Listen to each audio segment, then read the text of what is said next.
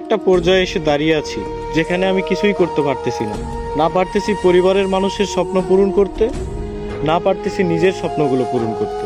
আসলে একদম জীবনটা আমার থমকে গেছে। আমি কিছুই করতে পারতেছি না।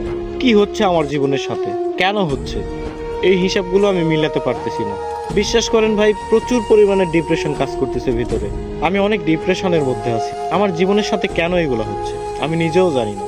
তবে একটা জিনিস কি, কোনো কিছুর হিসাব আমি মিলাতে পারতেছি না। একটা সময় ডিপ্রেশন কি জিনিস জানতাম না, এখন জানতেছি। তবে একটা কথা মাথায় রাখবেন, ডিপ্রেশন বিভিন্ন ধরনের হয়। শুধুমাত্র প্রেম বিচ্ছেদের কারণেই যে মানুষ ডিপ্রেশনে ভোগে, বিষয়টা এমন না। সবচেয়ে ভয়ানক ডিপ্রেশন হচ্ছে ফ্যামিলি প্রবলেম। হ্যাঁ, এগুলো আপনারা বুঝবেন না। যারা মধ্যবিত্ত পরিবারের, একমাত্র তারাই বুঝবে। ডিপ্রেশন অনেক কঠিন একটা জিনিস। এখান থেকে সহজে কেউ বের হতে পারে না, কেউ ডিপ্রেশন কাটিয়ে উঠতে পারে না। তবে আলহামদুলিল্লাহ, ধৈর্য ধরে আছি, ভালো কোনো একদিন আসবে ইনশাল্লাহ।